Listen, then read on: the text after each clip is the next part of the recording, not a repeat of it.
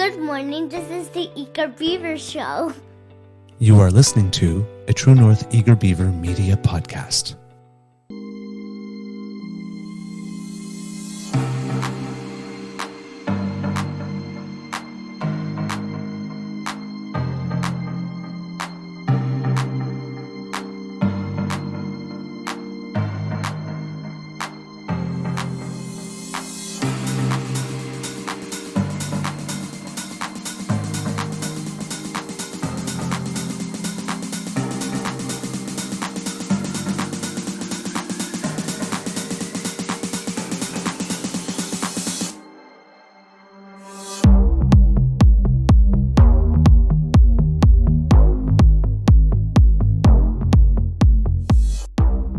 The True North Eager Beaver podcasts are proudly brought to you by our founding sponsors, the Miss V Mysteries from Corvid Moon Publishing, your source for science fiction, fantasy, and cozy mysteries featuring a broad diversity of characters. CanadianTarot.com, your uniquely Canadian online eclectic tarot community and forum, and The Peppermaster, hot pepper sauces made from fresh farm ingredients to thrill your taste buds and expand your mind.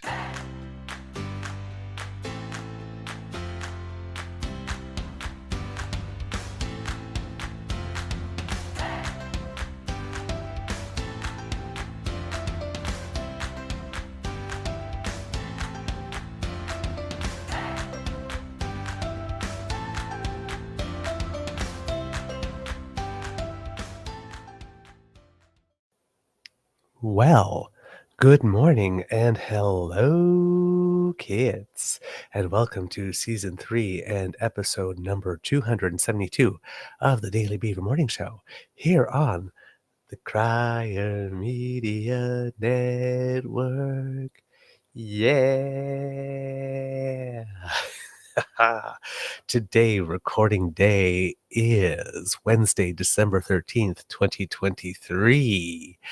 And it is going to be, well, whatever the weather outside is, it is a lovely day at the Beaver Lodge, kids and cubs, because Santa Beaver has prezzies for you this morning. Oh, I can't wait to deliver them to you. We have a Wednesday morning nibble for you, and a big thank you goes to our podcast's founding sponsors, The Peppermaster, the Miss V Mysteries from Corvid Moon Publishing, and CanadianTarot.com. And with me, as always, looking, hey, giving snaps, very fine, is our Mr. Grizzly. Ooh, damn, you look good, sir. How's your mental health today? Why, thank you very much, sir. Mental health, I think, is okay. I've got a big meeting today, so, suit up. I'm not going to put a tie on, though. I have lots of ties. I wore them every day for about a decade when I was in sales, and I still have lots of them. I like to wear them, but I don't need to, so Yep.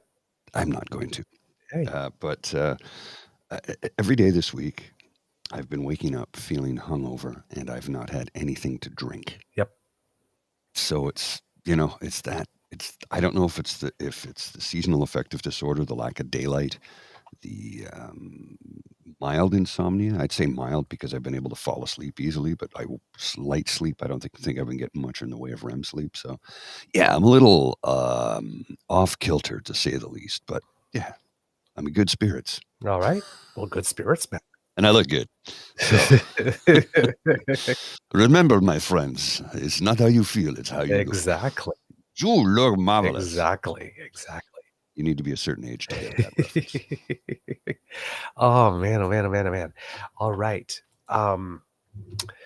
Well, kids, first I need to start off with a gentle correction on myself. And it's yesterday I was talking about polls in Quebec, and I was mentioning François Legault had dropped down to 19% support. That was a mistake on my part, a big one. because according to 338.com, which is the poll aggregator, they take all the polls and they put them together, they give them weights, and the most recent polls have more weight, and based on the quality of the pollsters and all that kind of stuff. It wasn't, they're down to 19%, they're down to 25%, and the Parti Québécois has 31. The number 19 relates, and I don't know if Mr. Grizzly has it there, to their seat projection. Yeah, it's on the screen. Yeah. Should be anyway. Seat projection. So they're in third place if there was an election like this. And considering if you look all the way to the left of the screen where they were at the election, they came up with about like 90 seats or so. Yeah, rather precipitous Yeah. drop. The Liberals are ahead of them, and Quebec Solidaire, if you see the orange line going up, they're at 15. They're on the verge of overtaking them. And QCP, who is That's that? the Quebec Conservative Party. They have one now. Yeah. Because Okay. they thought with declaring the death of the Parti Québécois and of separatism a little early, that Quebec was going to now fold into the regular conservative versus liberal, which is why in the last election you had the Quebec Conservative Party actually having press conferences in English only a couple of times. We're saying, hey, liberal voters, if you're federalists, you no longer have, federalist voters in Quebec, you no longer have to just vote liberal. Now you can vote conservative because separatism is dead. Turns out maybe not so much. I don't think it's really very much alive, to be honest with you. Yes. I think it's on It's its not deathbed. separatism, actually. Now the Parti Québécois, it's just, they have two parties, the CAQ and the Parti Québécois and Quebec Solidaire, that are representing Quebec interests primarily over a federalist option. And it seems that quite very soon that the CAQ may be the least of these three options. Almost a bit like the ADQ back in the day, remember? With Mario Dumont, they came for a while, and then they were official opposition for a bit, and then they just vanished and imploded. Just gone. So the CAQ might eventually have the same fate. Interesting stuff. But since we were talking about polls, there is some new stuff that has come out lately. And I'm going to start with, let's see. Nick Nanos. There's some very interesting things that have been happening with Nick Nanos polling. Now, Nanos polling, you have to understand, kids, is a 4-week rolling poll. So they go out weekly. And then when this week's poll comes on, the one of 4 weeks ago drops off. And it goes that way. So last week, 2 weeks ago, there seemed to be a little bit of movement. But last week, some lot of movement came along. And because it's a 4-week number, of course, it has the 3 previous weeks bolstering up the current number, the most recent number. So it doesn't look like such a precipitous drop when you look at their overall number.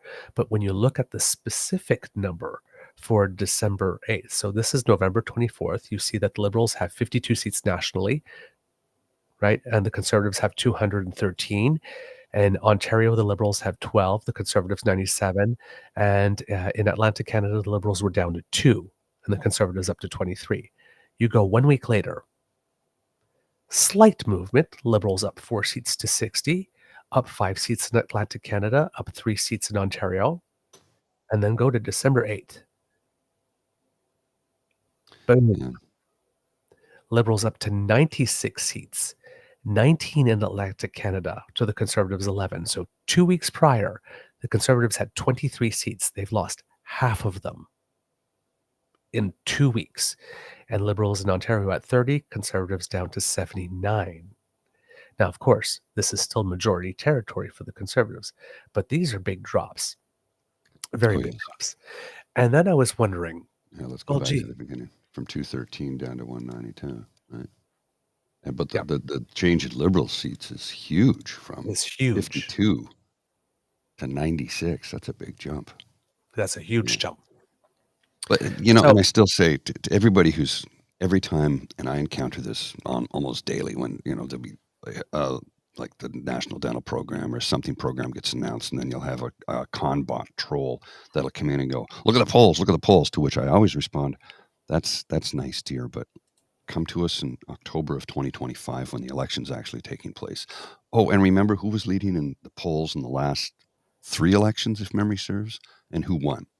So what does the poll mean? It means nothing. And 2 years out, it means less than nothing.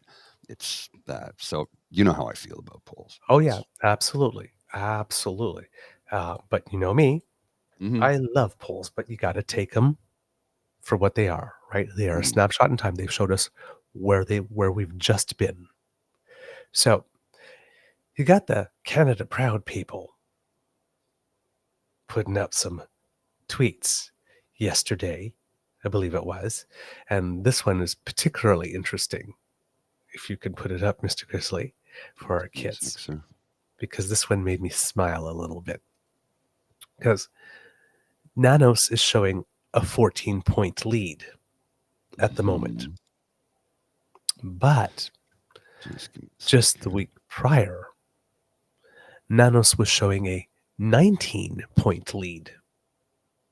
So that's a 5-point drop in 1 week on a rolling pool that has 3 weeks that are higher. So you got the Canada Proud people going, who's ready for an election? Pierre holds a 14-point lead over Trudeau in the latest poll, December 8th, 2023. Well, yeah, if in the space of 1 week, a 19-point lead dropped to a 14-point lead, I would want to go now too. Wouldn't I?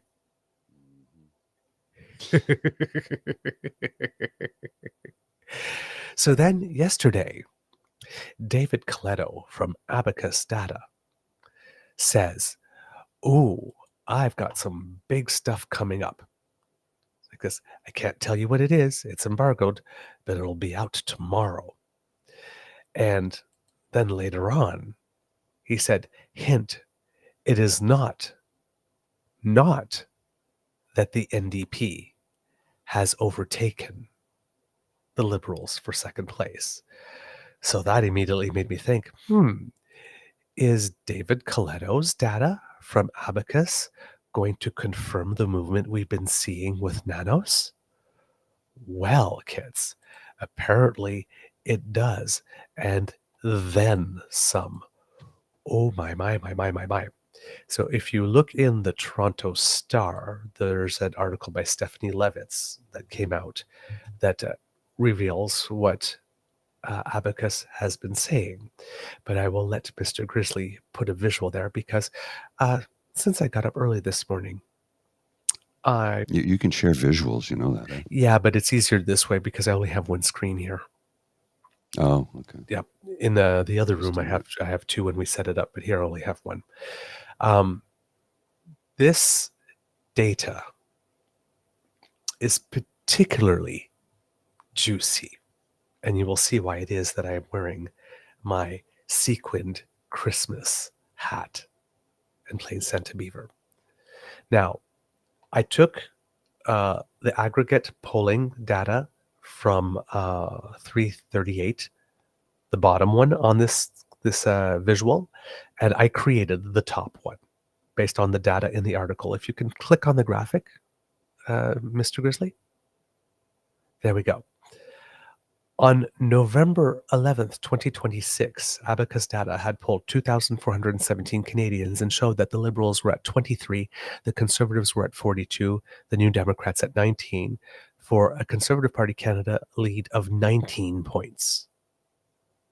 In about 16 days, data from December 12th, 1,919 people polled. The Liberals are up 4 to 27. The Conservatives are down 5 to 37, which means a Conservative lead of 10. They've dropped 9 points, almost half in 16 days. Gee, I wonder what's been happening over the past 16 days. Betraying Ukraine, voting no on everything, calling everybody anti-Semites, Yeah. and all Doesn't. other stuff, right? Um, this is absolutely delicious data. If you keep scrolling down, Mr. Grizzly, on the tweet thread. So the honeymoon is over. And remember, I kept on saying this is the kicking the tires phase. When there's a new leader and all that kind of stuff. Mm-hmm. That part is over. Completely and totally over. And in a spectacular fashion, because these are biggest drops. Now, the last poll from any polling company at all of them combined, that had the spread at 10 points or fewer was a Nanos one on September 9th, 2022. The last Abacus poll, specifically, that had the spread at 10 points or fewer was in early August 5th. That means in just about 2 weeks, Skippy the Wonder Pigeon, by just being himself, Mm-hmm. destroyed all the work that the Conservative Party of Canada has done over the past 4 months. The fakeover has completely bombed. He is now officially a liability to his party. It's incredible. And both the 14-point spread, and remember, it's a 4-week rolling spread, which means that more drops are probably going to come as the high numbers that are inflating it roll off. And the Abacus 10-point spread are both lower than the 15-point spread that 338 showed on December 10th. So that means that when we get those numbers next Sunday, when they come out on the aggregate pool, that is going to drop too. And when those start dropping, then the Conservatives start to panic. Now, the Conservatives, of course, they always get their internals. All parties get their internals. So maybe that's been explaining why the Conservatives have been ratcheting up on the volume on calling all liberals anti-Semites. Because that they're Didn't the Prime Minister just call for a ceasefire? Yes. So the Prime Minister called for a ceasefire. There was a vote at the UN. And there was the announcement of the wartime effort on housing. And there was something else I can't remember off the top of my head, but I wish I could remember it. But there's a series of 2 or 3 or 4 things that the Liberals are doing that are all winners in terms of public opinion. And the Conservatives are fighting against all of them. Well, We're going to have a very difficult time explaining how it is that they support Israel, this, while having voted against funding for the Vancouver Jewish Community Center and the Montreal Holocaust Museum. On the day that Skippy went to a Hanukkah ceremony, which now people have to doubt whether or not that was because he actually believed in it or because he was already going to Point Claire for a $1,700 a plate dinner at a Montreal steakhouse and decided to just stop in at the Hanukkah event to provide himself with a little cover. it would seem that. He voted remotely. Which he had said he was dead set against. Yes. And so he went to a synagogue that had been firebombed, but voted against funding for a Holocaust museum in the same city.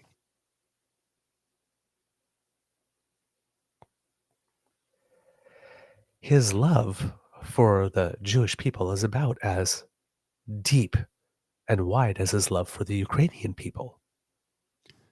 It seems that the only reason he attended the event, and let's remind you that by attending that event, he stopped all other MPs from being able to hmm the first day of Hanukkah in their writings, hmm and separated Jewish MPs from their community, then their family, and their children on the first day of Hanukkah. But he's going to wrap himself in that Israeli flag and say, hey, Jewish people, I'm with you. Clearly, he is not.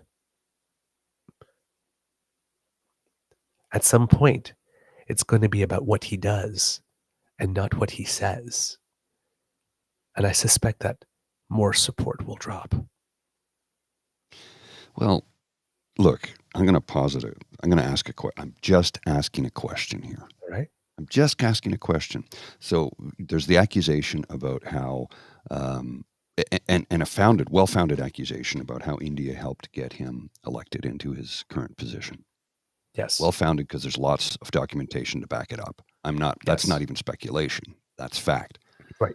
But when he keeps voting against the Ukraine Free Trade Agreement and funding for the war in Ukraine to support Ukraine, and the rumors about his connections to Russia and Putin, and we've had David Wallace in the past say that he's a Russian asset. Mm-hmm. Paint by Numbers is putting together a portrait of he's in Putin's pocket. Oh, yes. I'm just asking the question because all the evidence certainly points to that. And when you have an insider say that, oh no, he's definitely in Putin's pocket, you know, don't forget Doug Ford had back channels to Russian money. I'm not making it up. It's all been proven. It is. All documented. It has indeed been proven. And the India stuff is pretty big. And it's not that I am going to avoid it, but I'm working on getting a guest on the show who writes for the Hill Times, whose beat is foreign affairs. Don't give the name away. No, won't give the name away. Whose beat is foreign affairs. So I'm saving that to have this discussion with him.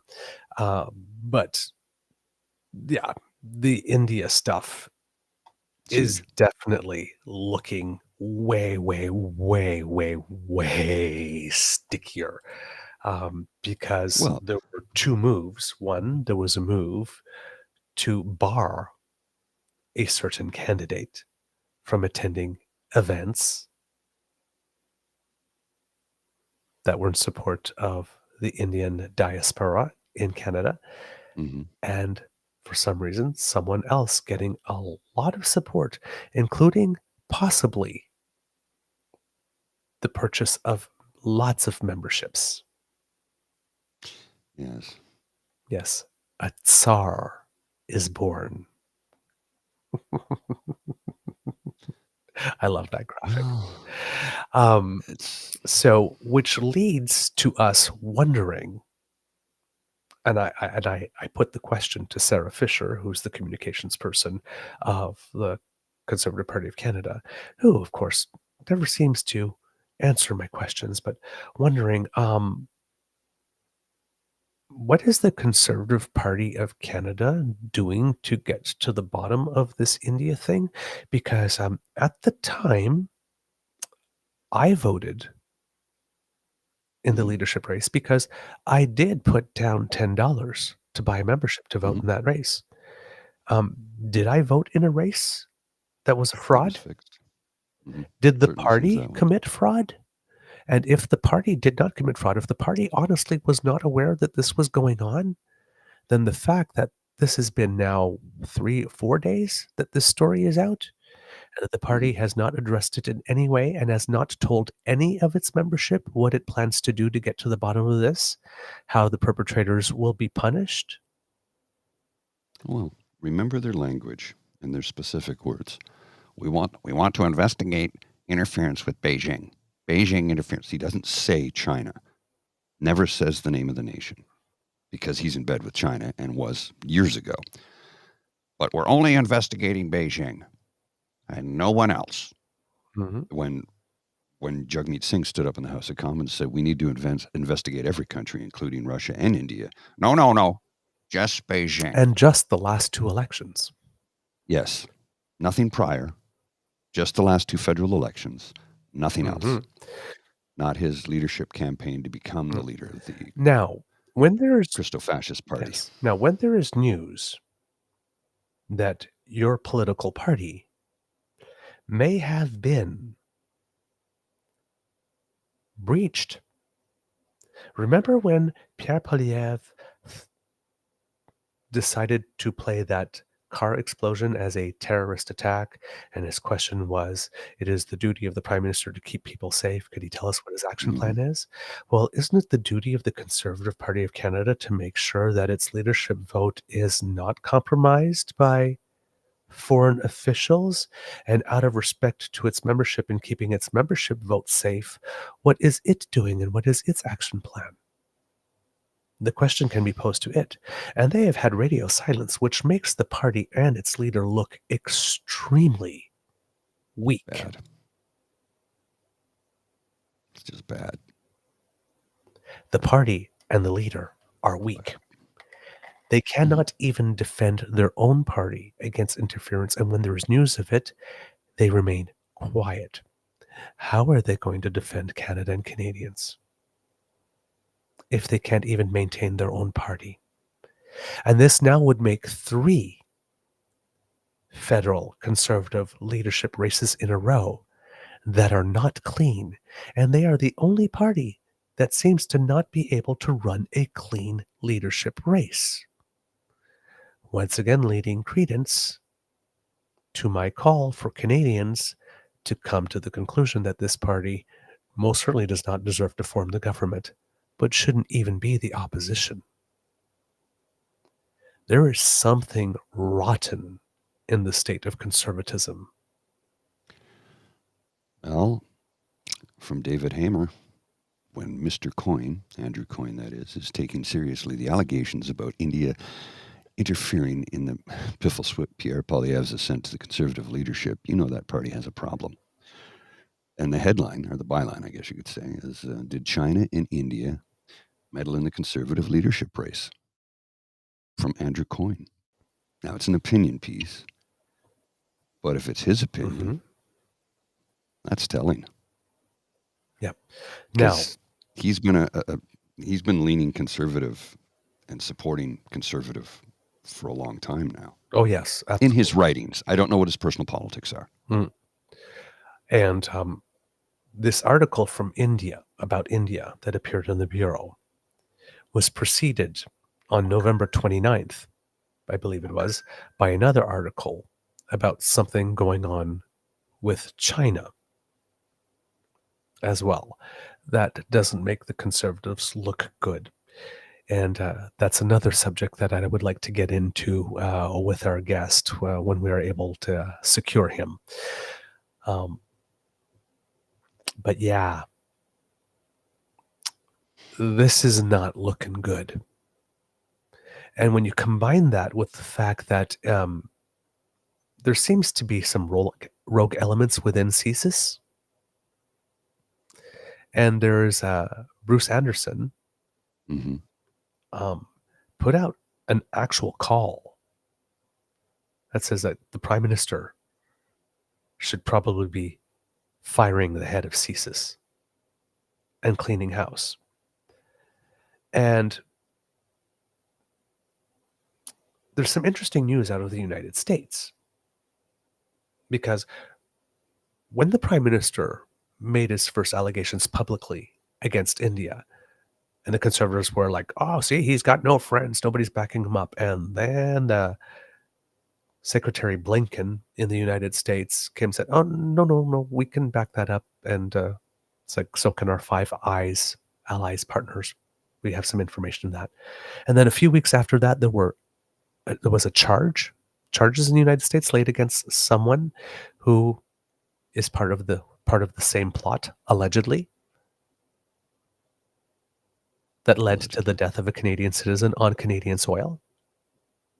The extrajudicial killing by, allegedly, a foreign nation of a Canadian on Canadian soil. And that there was a plot foiled there.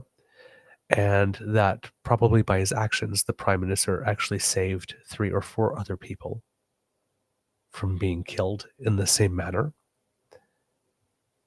Well, conversely, not conversely, but also in the United States recently, there was the discovery that they had someone who was a double agent since the 1970s, Hmm. and they didn't Yeah, uncover about him until just now. almost 50 years. So if the United States, that has all the money, all the resources, and is really, really hung up on national Oh, security, yes. I mean, we saw what happened after September 11th, having to take off our shoes and everything, and Yeah. all the money they spent in it. If a person in the United States can go undetected since the 1970s, certainly there could be a rogue element within CSIS here, No doubt. because we certainly do not put that much money into it, and especially into verification. Well, there's a lot of money that goes into verification. A lot. Not as much as the I United know I've gone down States. that road. No.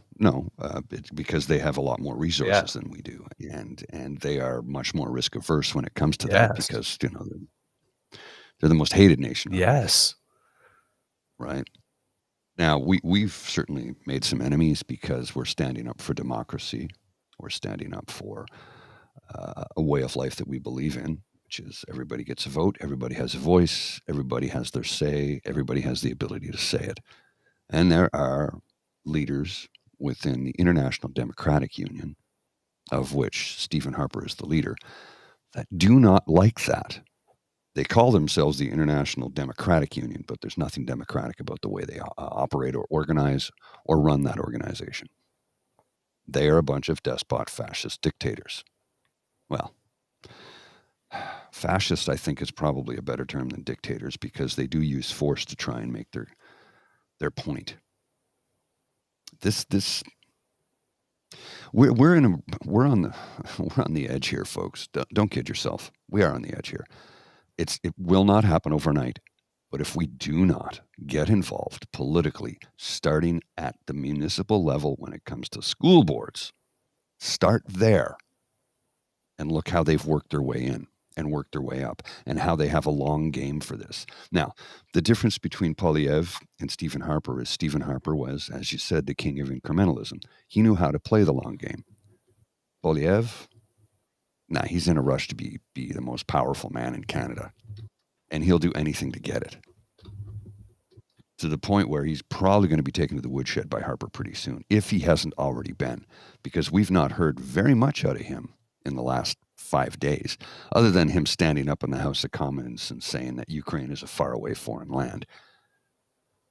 There's a lot of Canadians buried in foreign faraway lands, and isn't Israel a foreign faraway land too? So And further away. Further away. Mm-hmm. And again, somebody pointed it out yesterday, because it's very, very, very important to know your history.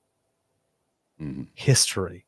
I'm saying it doesn't repeat, but it certainly rhymes. Oh yes. And I believe that it was Neville Chamberlain, Mm-hmm. back in the days of the Second World War, when he was trying to not get involved, said something like, "A quarrel in a faraway country between people of whom we know nothing." Mm-hmm. September 27th, 1938, in reference to growing British anguish over German Chancellor Adolf Hitler's ambition to take Czechoslovakia.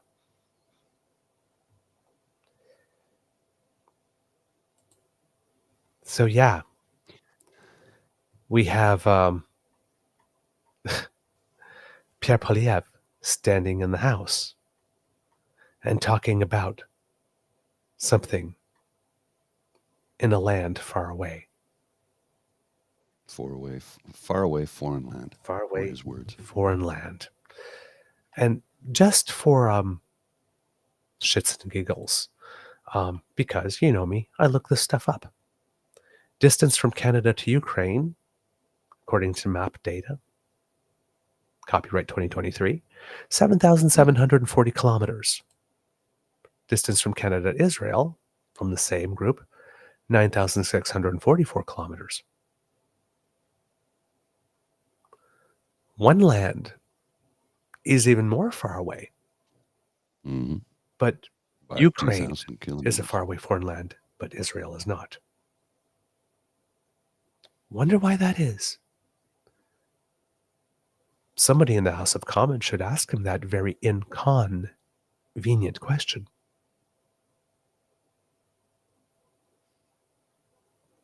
Why is Ukraine being singled out for special treatment?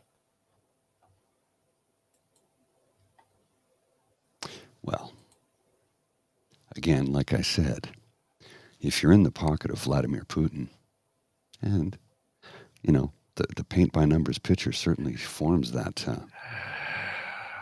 picture. I mean, come on. Here, I have the quote. I have the quote right here, actually.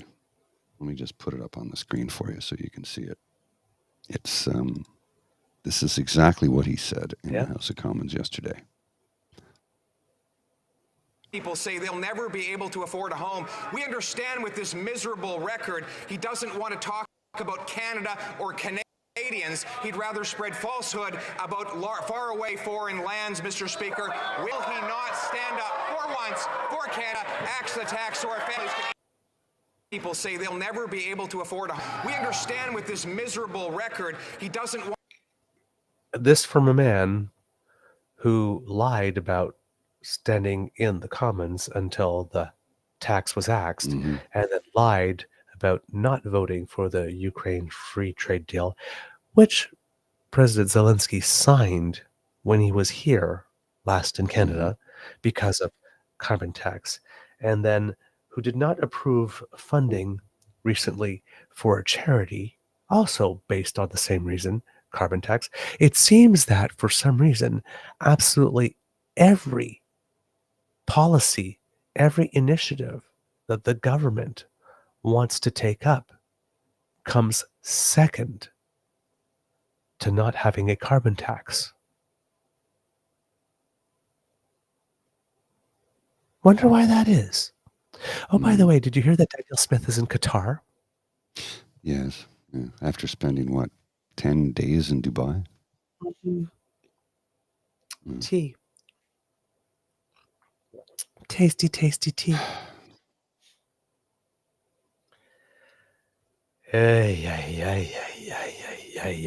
Kids. It's literally right in front of us, and we really need some people in mainstream media to start connecting the dots for everyone, because not everybody watches this show. No, but I'm hopeful that there are individuals in mainstream media who are doing the work in the background right now.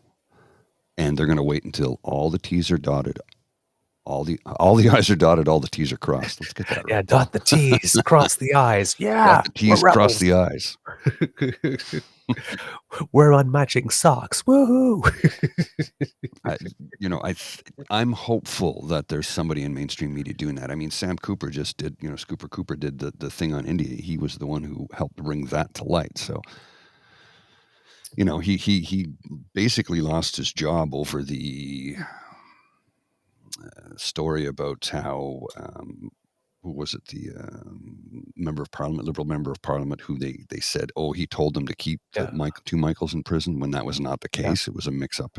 Anyway, I believe. And then he was, and I will say this: Cooper was hung out to dry on that one. His editor signed off on it, and he was the one who lost his job. I'm like, well, come on, there's more than one guilty party there. However, with that story, we also have to remember that the Globe and Mail would not publish part of it. Right. Which, and we on this show, myself personally, was a little skeptical of that part of the reporting, which leads some people to say, hey, if you were skeptical about that part, then you should be skeptical about this part. To which I say, yes, but that particular part of Cooper's reporting was not corroborated, and another media wouldn't follow up. Mm-hmm. The second part on China, which just came up on the 29th, seems to be way more backed up. And the part about India has been corroborated not only by Secretary Blinken in the United States, but our Five Eyes partners, and charges against someone. So, yes, a healthy dose of skepticism is required, but a healthy dose, not skepticism for the sake of it, but a healthy dose. But it also relates to the quality of the sources at the time. Now, the quality of the sources on the story of Hang Deng saying, hey, can't release the 2 Michaels just yet, may not have been solid. But there's way more corroborating evidence on the other ones.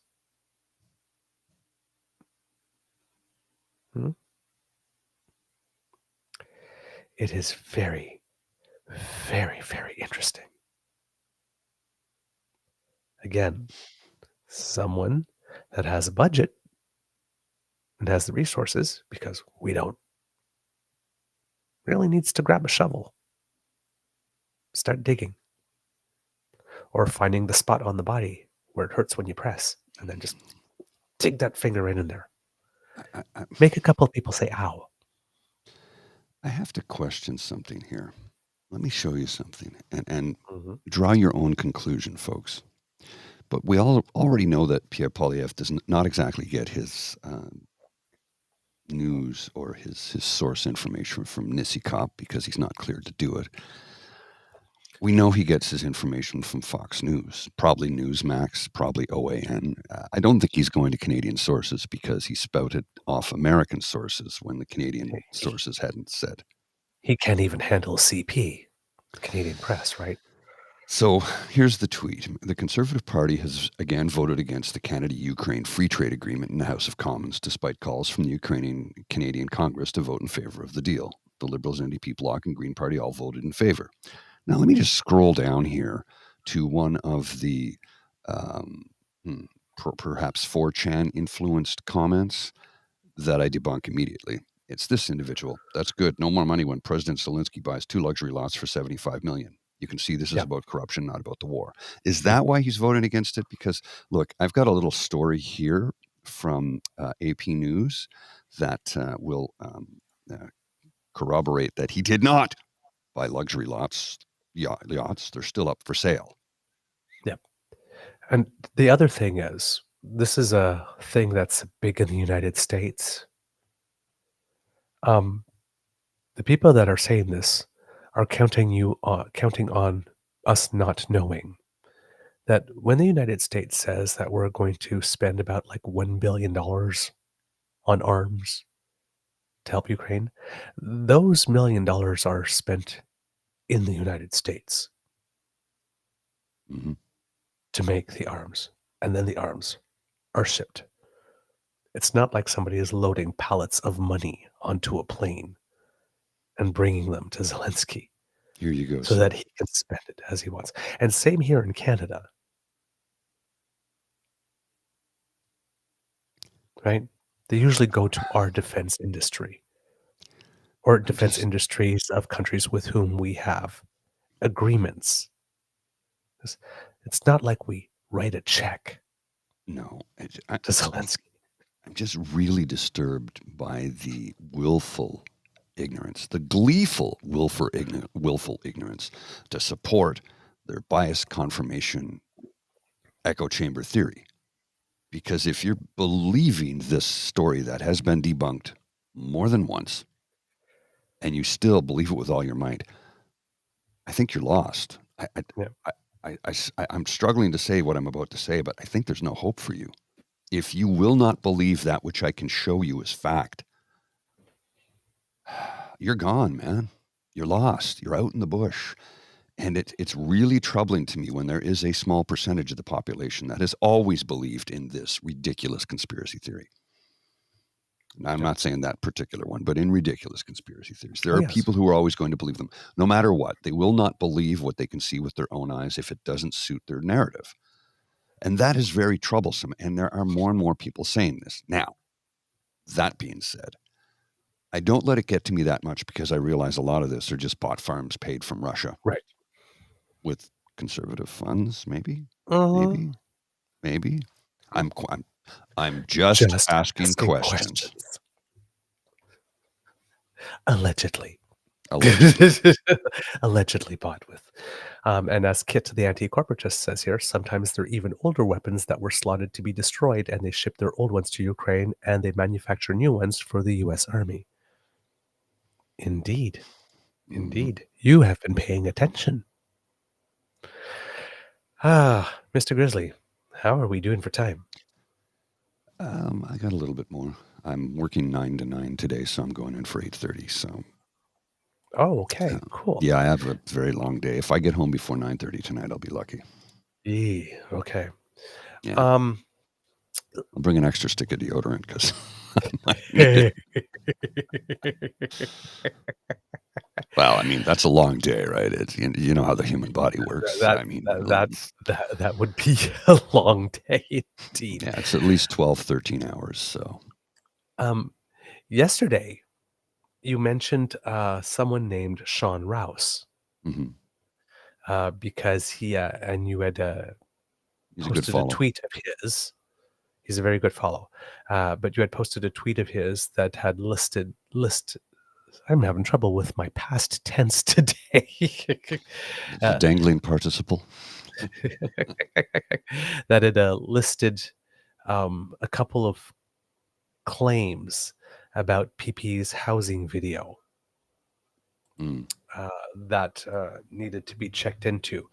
And I went to look at that tweet that you recommended, and a really interesting thing happened, because I took a look at it and I noticed that there were 4 quotes there. They're basically community notes that have been put on his thing that are not up yet because they're still waiting to get enough support. And there were 3. I'll read the 3 last ones first, and then I'll read the first one.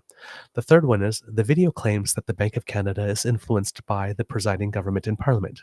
This is misleading, as the Bank of Canada is highly independent of government by design. Its job is to provide monetary policy that is best for the economy, not the government. Well, and the point before that, I think, is valid too, that you've talked about. Hold on. Hold on. That's why I said I'm going to save the point before that for last. Third point, Trudeau elected late 2015, housing prices were already rising. Peaked in 2017, then Trudeau government changed legislation, thus a decline in prices. A clear downward trend was occurring. COVID interrupted the trend. Video doesn't mention main reasons for prices rising was COVID. And the fourth one is, this video repeatedly refers to housing prices rising over the last 8 years, the term of the Liberal government. However, housing prices started their accelerated increase around 2003, especially in major cities. Below is a graph of Vancouver prices from 1977 to 2016. And the first one... I'll show you that graph. Yes, please do. Just a sec here while I get it up. Bring this up on screen. Here we are. I got to minimize it a bit. It's a little bit too... I blew it up to 200% so everybody could... Oh, there, that's too much. Let's strip it. There we go. That works. I think we can see that. Let me close that. There we are. All right. So let's show this on screen. Posted February 21st, 2016. Updated August 4th, 2016. Residential average sale prices. Detached condo... Whoops. Get off my screen. What's going on there? Detached condominium, attached in apartments. Detached homes.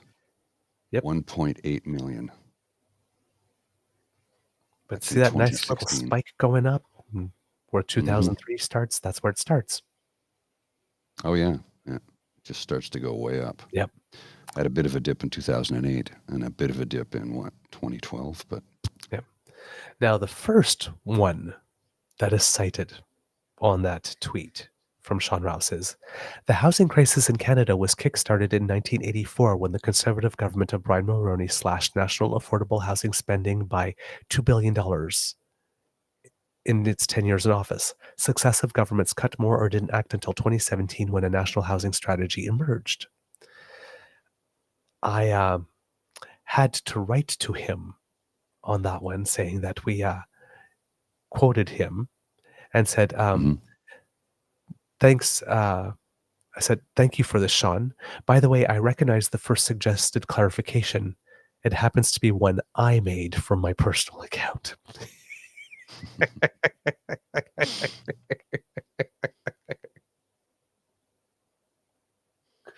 nice. I paid a pissy beaver. He goes, awesome. I voted for it. Hopefully it shows up soon. Thanks for your work. Thanks so much. I'd done some research on how we got here beyond after 8 years of Justin Trudeau for our show and learned a lot, which is what I shared with the kids. My co-host mentioned your tweet on our show this morning. Well, and let's go back to his original tweet in response to Blaine Higgs, wondering why home prices are out of reach for many. Watch this. Pierre Poilievre's documentary in quotations because he conveniently left out a lot of facts. Oh, yes.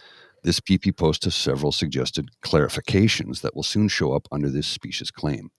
And here's the important part. Not that I'm a super Trudeau fan. I just don't like seeing you, Outhouse, amplify neocon nonsense. And Outhouse is an actual person, by the way. And he is... I don't know why he doesn't show up in this tweet thread, but I found him somewhere. Anyway, he's a guy here in Ottawa, and he spouts off stuff constantly. Mm-hmm. Now, Sean Rouse is a satire writer for the Manatee magazine. So, but he, in order to be able to write political satire, you have to be very informed to then satirize it. There was something very interesting that happened in New Brunswick yesterday. It seems that the Premier, Blaine Higgs, forced a passage of a law over objections from opposition parties with regard to pensions. And it seems that it did not go well. I don't know if you have the link in some of the clips. But it seems that when the vote was passed, there was a lot of ruckus in the gallery. Let's just have a look here.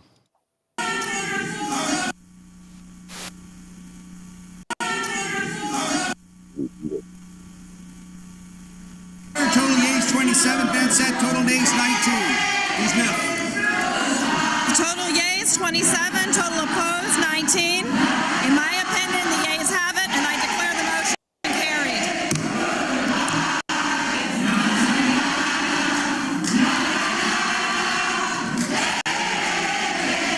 Call Mr. Speaker. They lost control. It would appear that potentially Mr. Higgs has signed his own political death warrant. Oh, yes. The bill will become law on Wednesday, the final sitting day before Christmas, when Lieutenant Governor Brenda Murphy arrives at the legislature to grant royal assent to it and other pieces of legislation passed this fall, according to an article in CBC. And it seems that though Higgs is saying the legislation is necessary to fix a shortfall in the pension fund for affected local union locals, it seems that nobody was for it. There's an underfunded liability of $265 million in the pension plan. And this was his way to fix it. And he did it by, of course, limiting debate. About 7 days ago, he limited debate on the union pension bill. Now,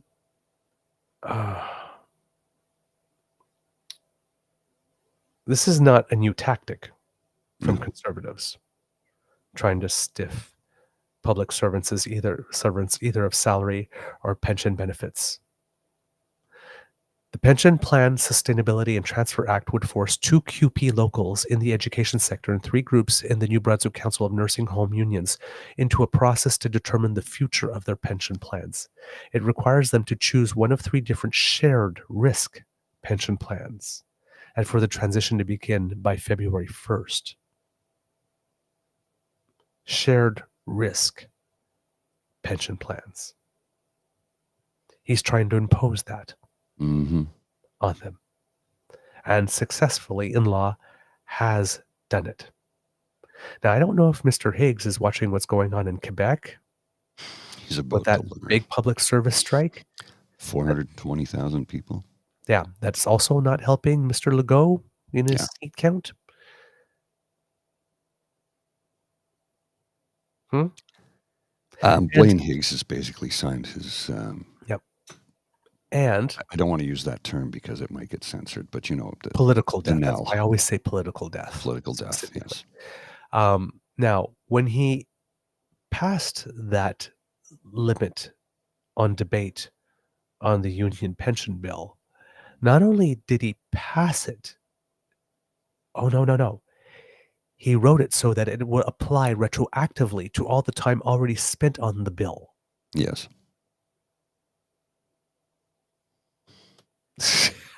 Like, dude, really? this is not the way. Yes. Earlier that week, union leaders said some members might strike, something that would be illegal, but that QP said would match the violation of bargaining rights in the legislation. I can't tell you what the members are prepared to do, but whatever decision they make, I can tell you that we, as their leaders, will support them, said the leader of the union in New Brunswick at the time, Stephen Drost. Do you think the vast majority of New Brunswickers are regretting the decision they made when they last went to the polls? We need to change the government. Oops. Oops. And this is the thing I keep telling people. You see how bad the provinces are run by cons? Look at Alberta, Saskatchewan, Ontario, New Brunswick, and even Nova Scotia to a lesser degree. The only one that's been run well is PEI, and Yes. because they have a literal progressive conservative A government. literal progressive conservative. And they're doing okay. But you look at every other province run by a con and see the shape they're in. And look at Alberta's healthcare. It is destroyed. They are privatizing it as we speak. Yep. Actively doing this. So you look at these con governments and you think Pierre Poilievre is going to do any better for Canada? You think he's going to do anything to make your life better?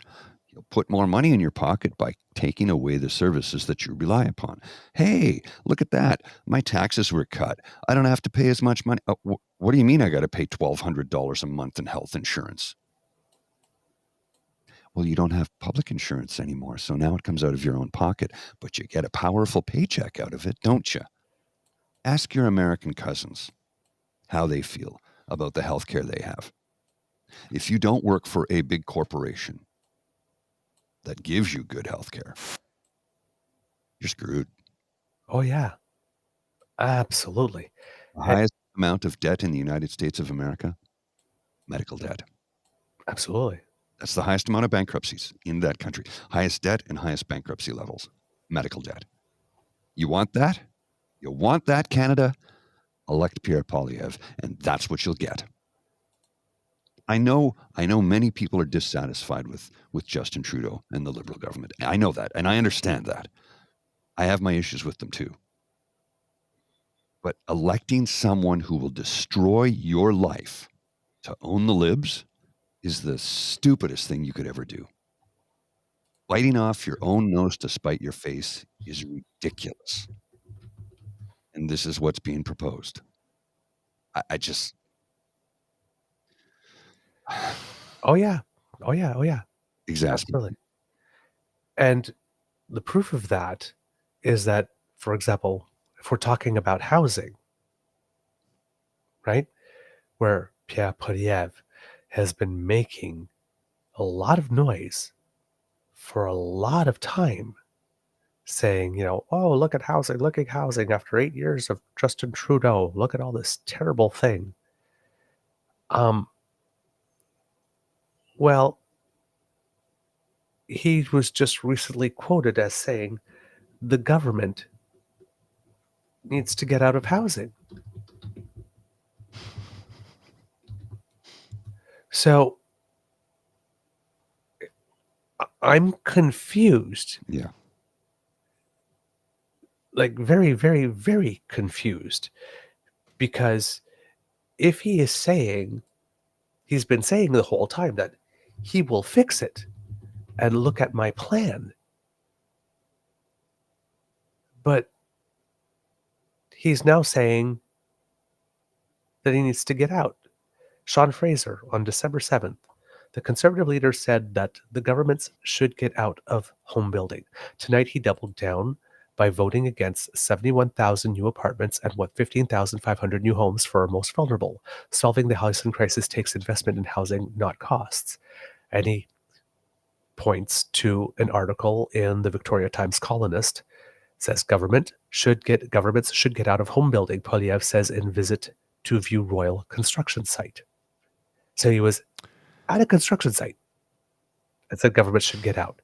So we have basically, if I was Pierre Poilievre, this is what he's saying, but he doesn't say it. I lie that everything that is wrong about housing is Justin Trudeau's fault, but don't count on me to fix it because I believe governments should get out of home building, though I've never told Doug Ford that. Well, and flopping remember, all over the place. Well, remember, folks, remember Doug Ford. We're building homes, except the province isn't building anything. Nothing. The homes that are being built, that Doug Ford keeps railing on about, were by private for-profit developers. And I don't have a problem with private for-profit business if it doesn't harm the public purse. Right. We're a private for-profit business, but we're not harming the public purse. We don't get tax dollars. Matter of fact, we pay a lot of tax dollars just to run this show. Yep. Bandwidth, hello? All the equipment, that's all taxable. Yep. Yep. Absolutely. Absolutely. It's just, oh, my word. They're really something else. And here's something I would like to play for you, Mr. Grizzly, because I'm going to talk about the housing strategy tomorrow, a little more. Okay. But Sean Fraser had this intervention a couple of days ago about Pierre Poilievre and housing. That is Intervention? really, really... Interaction? Pardon? You said intervention. Was that intentional? Intervention? Yes, well, intervention. Yes, he maybe I'm thinking in French, but he said something. He made an intervention on the subject. Because an intervention is when we get together as a group and say, you've been drinking too much. We need to put you in a home. I mean, like... That's where my head goes. I might be thinking in French, but made a statement, and I would like our kids and cubs to see this because this guy is something else, Sean Fraser. Well, I'm impressed with everything he's done thus far. Let's have a look at this. When I actually compare the measures that we're putting on the table to the measures that Mr. Poilievre is proposing to advance, his plan will result in fewer homes being constructed than we are already on pace to build. Moreover, I don't like the way he demeans people who can't afford a home. I don't like the way he describes co-op housing as Soviet-style housing. I don't like the way that he calls a small and modest home in Niagara a shack for promotional purposes. I don't like the way he uses homeless people as props on his social media accounts. The reality is we have to ask ourselves, not how are we just going to tap into the anxiety that's very real in communities for our own political gain, but who are we trying to help at the end of the day? When I actually compare the measures that... Wow. That's... more of that, please. Uh-huh. More of that. A lot more of that. Uh-huh. Right? Well, and his tweet, he says, when I compare, and his tweet, I'm going to read it here. When I compare the measures we're advancing to what the Conservative leaders are proposing, it's clear his plan will add red tape, increase the cost of home construction, and build fewer homes. When it comes to home building, it's time to invest, not make cuts. So he'll rail on about we need homes, we need homes, we need homes. Okay, we're going to build homes. No, that's not what I meant. Right? He's literally... But we're going to build homes, not what I meant. And here's the irony. So I had tweeted this. So on Monday, I guess I tweeted this in response to Mackenzie Gray's report on Global TV. Yes. I think it was Global. Yes, Global. So Mackenzie Gray says, nearly 80 years after it was first implemented, Global News has learned the Fed are reviving the CMHC's wartime housing, in quotation marks, program to provide standardized blueprints to builders. Here's my scoop on how it could bring down cost and speed up new home builds. And my response to that was, well, actually, it was a quote retweet. So how will Doug Ford and Pierre Poilievre spin this in a negative fashion? And how long before they do it? Indeed. Looks like Pierre already did it. Yep. I haven't heard anything from Doug in a bit. But and we'll talk more about that effort on tomorrow's show. But about Sean Fraser, there was an article that appears in the Salt Wire today, posted about, I'm not sure if it was today, it might have been yesterday.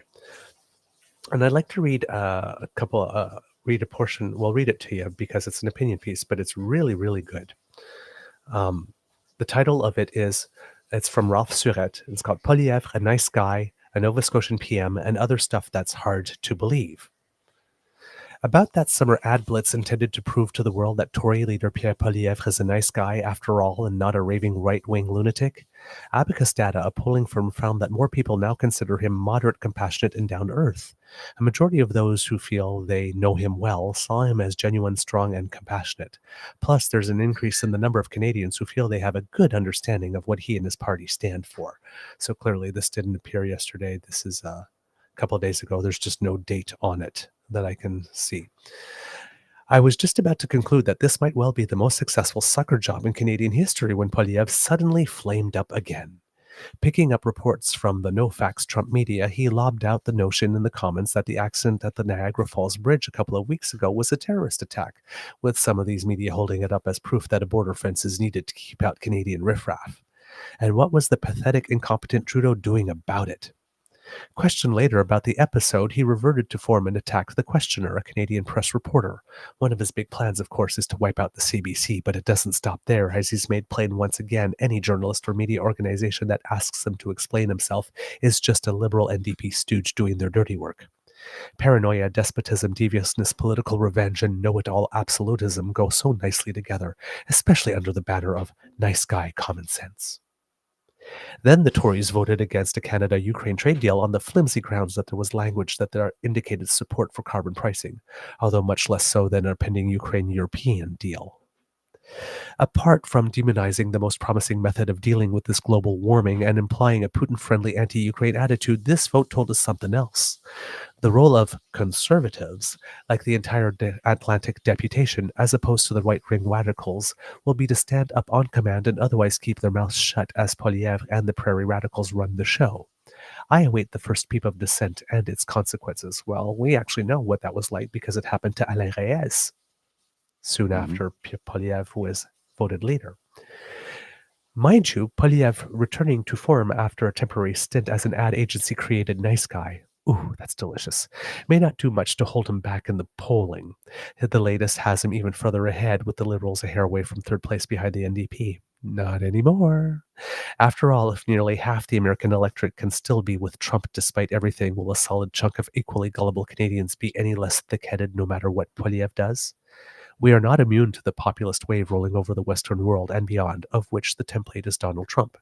Europe was rattled recently as the Netherlands, a pillar of the European Union, elected Geert Wilders, who wants to take the country out of the Union, ban the Quran, and so on. And despite Argentinians And desperate Argentinians have just elected what looks like a mop-haired nutcase in Javier Milei, who wants to abolish the central bank as a climate skeptic, a staple among these guys, calls the Argentinian Pope a communist, himself an anarcho-capitalist, and his presidency a leap into the void. Different places are roiled by different things, and no one has a good feel for the cause of the general meltdown. Is it economics, culture, the internet? What? But on the whole, not a good time for democracy and its institutions, the free press, the independent judiciary, peace on the streets, and so on. But the Canadian angle to the story doesn't quite end there. The international media, where Justin Trudeau is still a bit of a rock star, are announcing that he's playing the Trump card. That is, trying to stick the Tories with the MAGA label and hope that a Trump debacle will ensnare Poilievre. That's unlikely to work, of course, since the larger part of this issue is that he himself is past his best before date. The only thing that would rattle the cage would be if he quits. Rumbles are getting louder, and if he does, things might get more interesting still. Consider this. Central Canadian commentators are gaga about, wait for it, a Nova Scotia MP as his possible successor. He's Sean Fraser, housing minister and an MP for Central Nova. At 39, he's not only impressing as housing minister, he's said to be sharp, focused, and engaging on the larger politics. Plus, having gone to Ottawa in 2015 as a unilingual Anglophone, he's become impressively bilingual since. CTV commentator Don Martin called him, quote, the Conservatives' worst nightmare. Well, I'm seeing and hearing lots of stuff, and I have trouble believing these days, but let's keep an eye out as the drama unfolds. A Nova Scotian taking the country by storm and saving the day? Good grief. What next?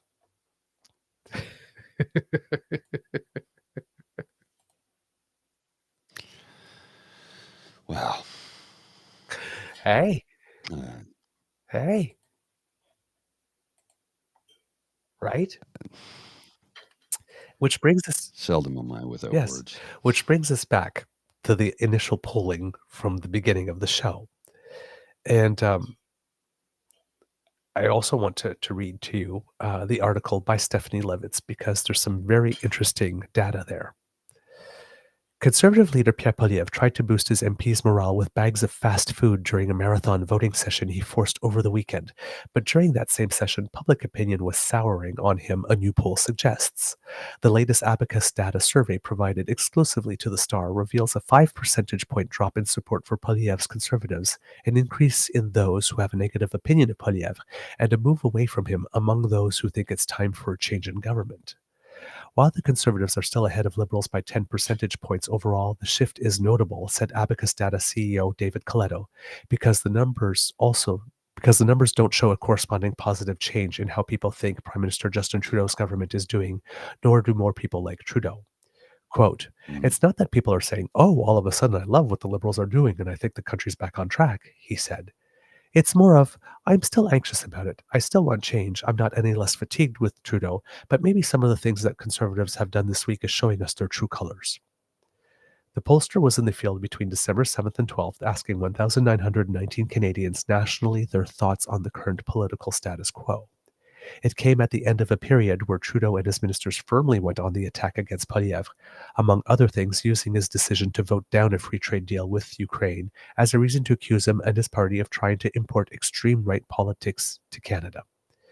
Over the last several weeks, the Republicans have been holding up or outright blocking more aid for Ukraine, with some opposing it on ideological grounds while others are trying to exact progress on their own initiatives in exchange for backing the bill.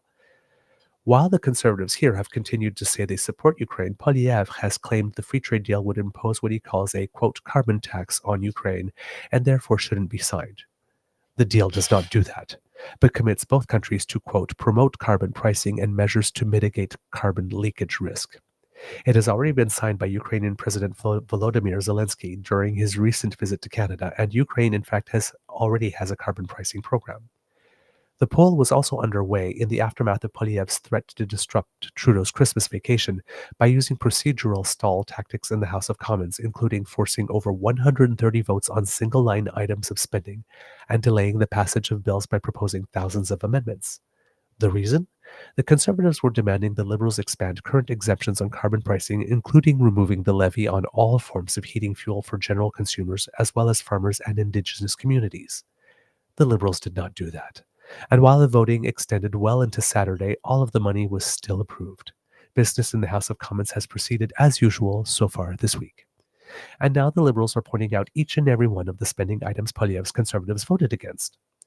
In the survey, support for the Conservatives came out at 37%, down from 42% in the last survey. Support from the Liberals was at 27%, up from 23%. Support for the NDP was steady at 19%. Now here's the next two paragraphs that I want you to pay attention to, kids. At the same time, of the 32% of voters who want a change of government but don't think there's an alternative, the poll found more people are now likely to vote Liberal, 36%, than they were last month at 28%. So while the Liberals have gone up 4% in their general support, among people who thought maybe it's time for change, they've gone up 8%. Double. Meanwhile, among those who voted Liberal in 2021, 66% said they'd do it again, up from 58%. That's another 8% against people who have voted Liberal in the past and therefore might be likely to do it again. Those two numbers are huge. Oh, yes. And are not probably fully reflected in that 4% in general. But this is vote. These are people who do vote. And in 8% of them more who think that maybe this should be time for a change, and 8% more of those who had voted Liberal, there may be some intersection among those, because there could have been people who voted Liberal last time who thought it was time for a change. So it doesn't mean it's not a clear 16%, but it's double. Both those numbers, 8, are double the 4% they went up. Quote, I think this is an indicator that the Conservatives can't take victory to the bank, that there are voters out there who are paying attention and are genuinely on the fence, perhaps not fully comfortable with the Conservatives and not ready to give the Liberals another shot. And that's what 2024, I think, is going to be about, the fight over those voters. And that is with our media, very conservative dominated, soft peddling all of this. And yet Canadians are still noticing. Well, and remember the whole filibuster thing was about axing the carbon tax, right? So we can bring home powerful paychecks and bring home groceries to Canadians. And how many articles have we read now that carbon tax accounts for 0.3% increase in food prices? That's 30 cents on a $100 grocery bill. Yep. Remember that the next time you're promised affordability at the grocery store by axing the carbon tax. I can guarantee you that your insurance, your home insurance rates are going to go up more than that. Oh, yes. Absolutely. We got to wrap up. I have to get into the office. It is 20 after, and I have a 10-minute walk ahead of me. So, Yep. All right, kids. We hope that you loved this episode of the Daily Beaver Morning Show, because we loved making it for you. And I especially love it when I get to bring you prezzies. Delicious, delicious prezzies. Because sharing is caring. Make sure you tell everybody about this. Your peeps, your poops, everyone.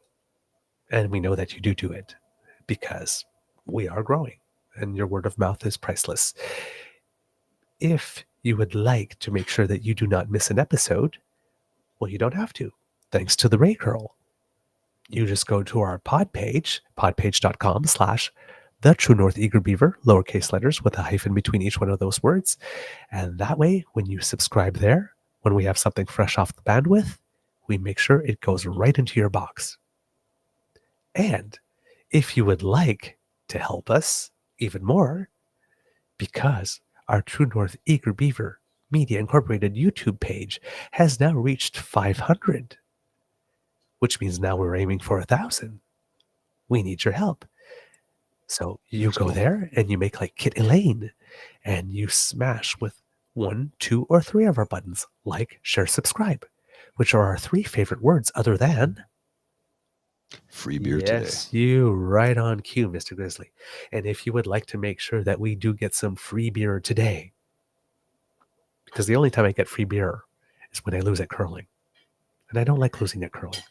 So if you would like to make sure that we have free beer today, that little squiggly by Mr. Grizzly's head there, well, that brings you to the Emergency Hydration Fund that allows us to keep our vocal cords moist so that we can bring you this product.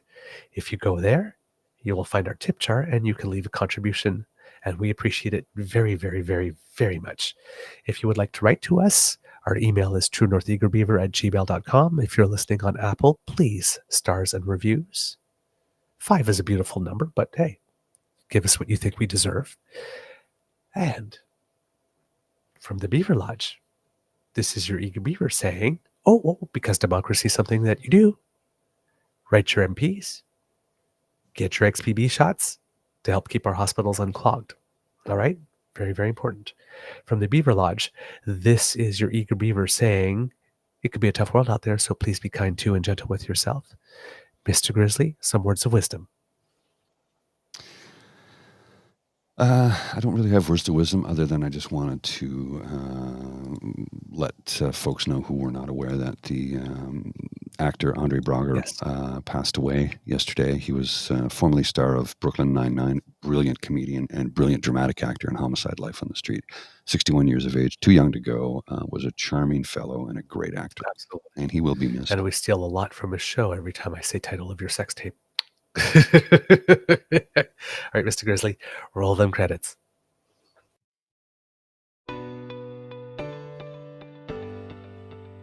You are listening to a True North Eager Beaver media podcast. The True North Eager Beaver podcasts are proudly brought to you by our founding sponsors, the Miss V Mysteries from Corvid Moon Publishing, your source for science fiction, fantasy, and cozy mysteries featuring a broad diversity of characters. CanadianTarot.com, your uniquely Canadian online eclectic tarot community and forum, and The Pepper Master, hot pepper sauces made from fresh farm ingredients to thrill your taste buds and expand your mind.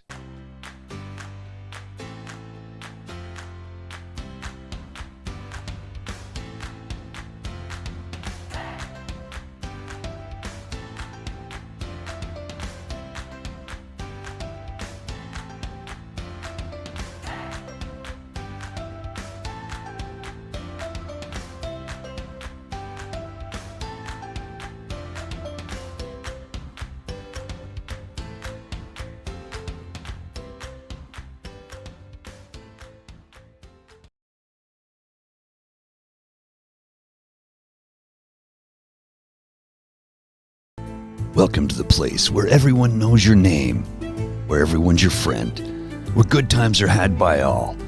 Sit back, relax, pour yourself a beverage and enjoy our company. I know we'll certainly enjoy yours. Welcome to the True North Eager Beaver Pubcast. Once a month, we gather at the Lieutenant's Pump at 361 Elgin Street in downtown Ottawa, Canada's capital city, bringing you joy and happiness all day long.